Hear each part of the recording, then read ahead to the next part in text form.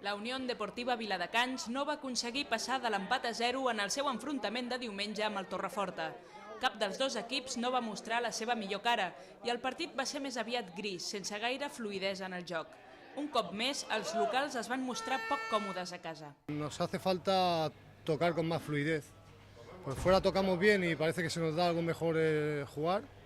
Y en cambio en casa parece que como si el equipo saliera engarrotado y no, el motivo exacto no sé cuál es, porque jugamos con el mismo sistema, son los mismos chicos, o sea que no sé si es que a los chicos les puede la presión de jugar en casa, la verdad. Passats els primers compassos de la primera part, hi va haver uns minuts en els que tant el Viladecans com el Torreforta van disposar d'algunes oportunitats de gol.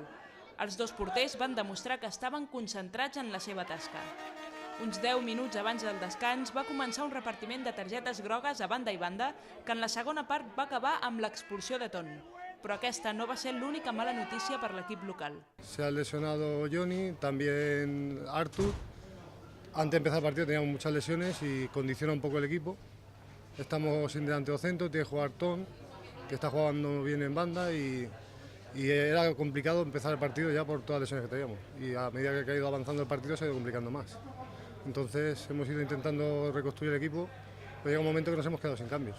En el segon temps hi va haver més oportunitats de gol per part del Torreforta, que va disposar de fins a 3 xuts de falta directa des de l'exterior de la Gran. Tot i així, a la segona part el Viladecans va trenar la millor jugada de tot el partit.